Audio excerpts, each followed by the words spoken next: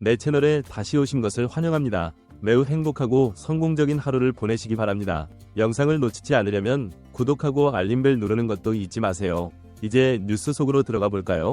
2014년 홍명보 감독이 대한민국 축구 국가대표팀의 사령탑으로 부임했을 당시 한국 축구계는 큰 변화와 도전의 시기를 맞이했습니다. 이 시기는 특히 젊은 선수들, 그 중에서도 손흥민 선수에게 매우 힘든 시간이었던 것으로 알려져 있습니다. 당시 21세였던 손흥민은 독일 분데스리가의 레버쿠젠에서 주전 공격수로 성장하고 있었지만 국가대표팀에서는 예상치 못한 어려움을 겪었습니다.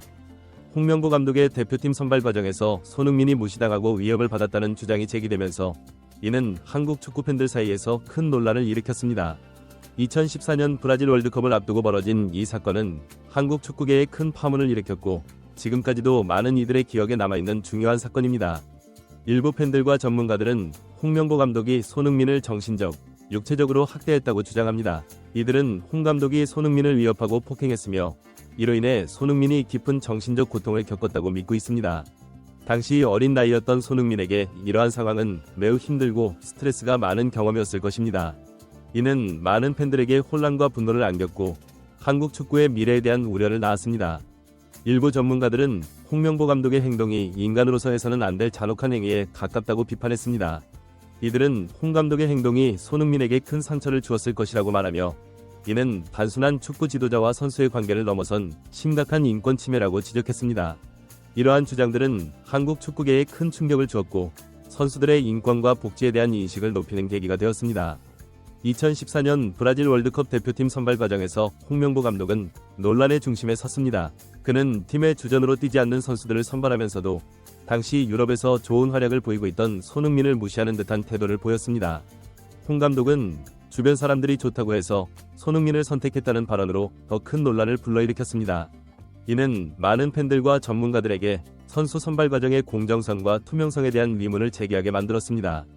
특히 박주영, 윤석영, 정동원 등 소속팀에서 출전 기회를 얻지 못하고 있던 선수들을 대표팀에 발탁한 것에 대해 많은 비판이 쏟아졌습니다.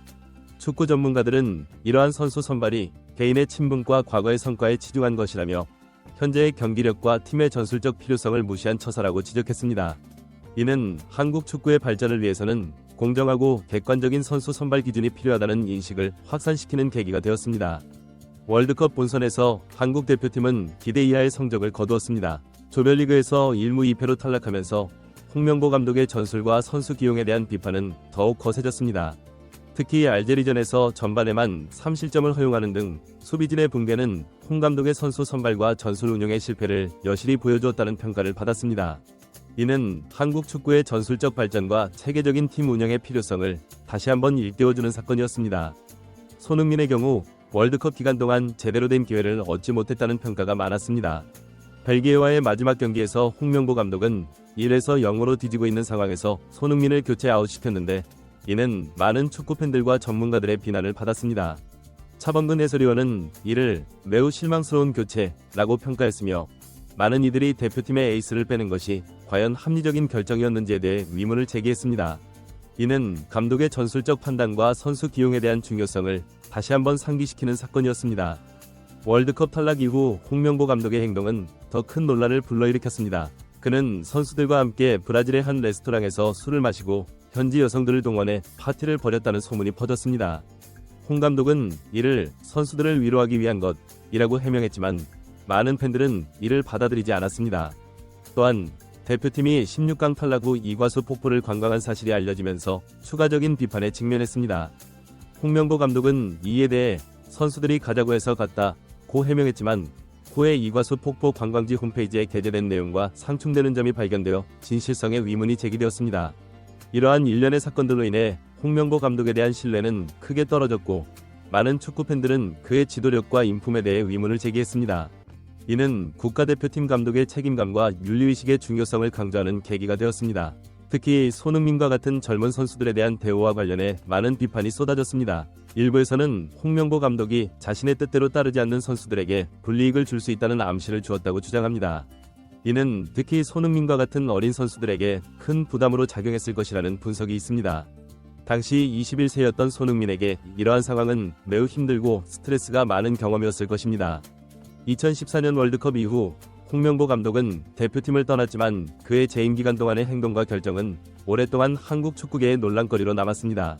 특히 손흥민과 관련된 사건들은 많은 팬들의 기억에 깊이 남아있으며 이는 현재까지도 축구 팬들 사이에서 뜨거운 토론의 주제가 되고 있습니다. 이러한 경험이 손흥민의 성장에 어떤 영향을 미쳤는지에 대해서는 다양한 의견이 있습니다.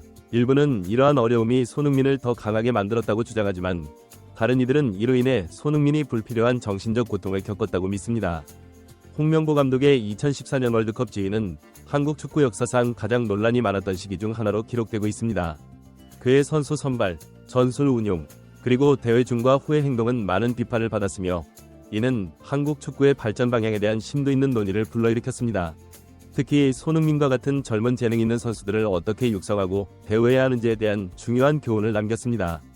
많은 이들이 홍명보 감독의 사례를 통해 선수들의 정신적, 육체적 건강을 보호하고 그들의 잠재력을 최대한 발휘할 수 있도록 지원하는 것의 중요성을 재인식하게 되었습니다. 이는 한국 축구계에 큰 변화를 가져왔고 선수들의 권리와 복지에 대한 인식을 높이는 계기가 되었습니다. 2014년 이후 한국 축구는 많은 변화를 겪었습니다. 새로운 지도자들이 등장했고 선수 선발과 육성 방식에도 변화가 있었습니다.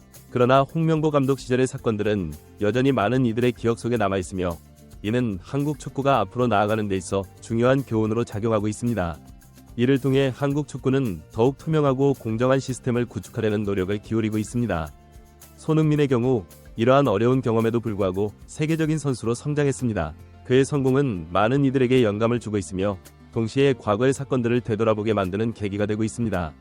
많은 팬들은 손흥민이 겪었을 어려움에 대해 안타까워하면서도 그가 이를 극복하고 성장한 것에 대해 존경심을 표하고 있습니다. 손흥민의 사례는 어려움을 극복하고 성공을 이룬 대표적인 예로 꼽히며 많은 젊은 선수들에게 희망과 용기를 주고 있습니다. 현재 한국 축구계는 과거의 교훈을 바탕으로 더 나은 미래를 만들어가기 위해 노력하고 있습니다.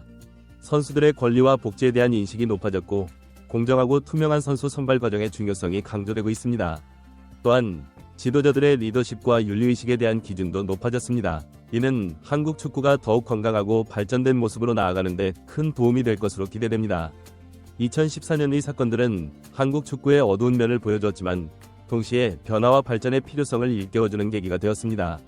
많은 이들이 이를 통해 축구가 단순한 스포츠 이상의 의미를 지니며 선수들의 인권과 존엄성이 무엇보다 중요하다는 것을 깨닫게 되었습니다. 이는 한국 축구의 문화와 시스템을 개선하는 데 큰 영향을 미쳤습니다. 앞으로 한국 축구는 이러한 과거의 경험을 거울 삼아 더욱 발전해 나갈 것으로 기대됩니다. 손흥민과 같은 선수들의 성공 사례는 미래 세대에게 희망과 용기를 줄 것이며 동시에 과거의 실수를 반복하지 않도록 하는 중요한 교훈이 될 것입니다. 이를 통해 한국 축구는 더욱 강력하고 건강한 모습으로 성장할 수 있을 것입니다. 2014년의 사건들은 한국 축구계에 큰 충격을 주었지만 이는 동시에 많은 변화와 발전의 계기가 되었습니다. 선수들의 인권과 복지에 대한 인식이 크게 높아졌고 공정하고 투명한 선수 선발 과정의 중요성이 강조되었습니다. 또한 지도자들의 리더십과 윤리의식에 대한 기준도 높아졌습니다. 이러한 변화들은 한국 축구가 더 나은 미래로 나아가는데 중요한 밑거름이 되고 있습니다. 특히 젊은 선수들의 육성과 보호에 대한 관심이 크게 증가했습니다. 손흥민의 사례를 통해 많은 사람들이 재능 있는 젊은 선수들을 어떻게 대우하고 육성해야 하는지에 대해 깊이 생각하게 되었습니다. 이는 한국 축구의 미래를 위해 매우 중요한 변화라고 할 수 있습니다. 또한 국가대표팀 운영에 있어서도 많은 변화가 있었습니다. 선수 선발의 투명성과 공정성이 크게 강화되었고 팀 운영의 전문성도 높아졌습니다. 이는 한국 축구가 국제 무대에서 더 좋은 성과를 거둘 수 있는 기반이 되고 있습니다. 2014년 이후 한국 축구는 여러 국제대회에서 좋은 성과를 거두며 꾸준히 발전하고 있습니다. 특히 손흥민을 비롯한 여러 선수들이 세계 무대에서 활약하며 한국 축구의 위상을 높이고 있습니다. 이는 과거의 어려움을 극복하고 더 나은 미래를 향해 나아가고 있는 한국 축구의 모습을 잘 보여주고 있습니다. 그러나 여전히 해결해야 할 과제들도 남아 있습니다. 국내 리그의 경쟁력 강화, 유소년 육성 시스템의 개선, 그리고 국제 무대에서의 일관된 성과 등이 앞으로 한국 축구가 집중해야 할 부분들입니다. 이러한 과제들을 해결해 나가는 과정에서 2014년의 경험은 중요한 교훈이 될 것입니다. 결론적으로 2014년 홍명보 감독 시절의 사건들은 한국 축구 역사에서 매우 논란의 여지가 있는 장면으로 기록되고 있습니다. 그러나 이를 통해 우리는 많은 것을 배웠고 이는 한국 축구가 더 나은 미래로 나아가는데 중요한 밑거름이 되고 있습니다. 앞으로도 이러한 경험을 바탕으로 한국 축구가 더욱 발전하고 세계 무대에서 더 큰 성과를 이루기를 많은 팬들이 기대하고 있습니다. 손흥민의 사례는 특히 많은 이들에게 영감을 주고 있습니다. 어려운 상황 속에서도 포기하지 않고 자신의 꿈을 향해 나아간 그의 모습은 많은 젊은 선수들에게 롤모델이 되고 있습니다. 또한 그의 성공은 한국 축구의 잠재력과 가능성을 세계에 보여주는 좋은 예가 되고 있습니다. 앞으로 한국 축구는 더욱 발전된 모습으로 세계 무대에서 활약할 것으로 기대됩니다. 과거의 경험을 교훈 삼아 더욱 투명하고 공정한 시스템을 구축하고 선수들의 권리와 복지를 보장하며 재능 있는 선수들을 육성하는 데 집중할 것입니다. 이를 통해 한국 축구는 더욱 강력하고 건강한 모습으로 성장할 수 있을 것입니다. 마지막으로 2014년의 사건들은 우리에게 축구가 단순한 스포츠 이상의 의미를 지닌다는 것을 깨닫게 해주었습니다. 축구는 우리 사회의 가치관과 문화를 반영하는 거울이며 동시에 우리 사회를 더 나은 방향으로 이끌어갈 수 있는 힘을 가지고 있습니다. 앞으로 한국 축구가 이러한 역할을 잘 수행하며 국민들에게 자부심과 희망을 줄 수 있기를 기대해봅니다.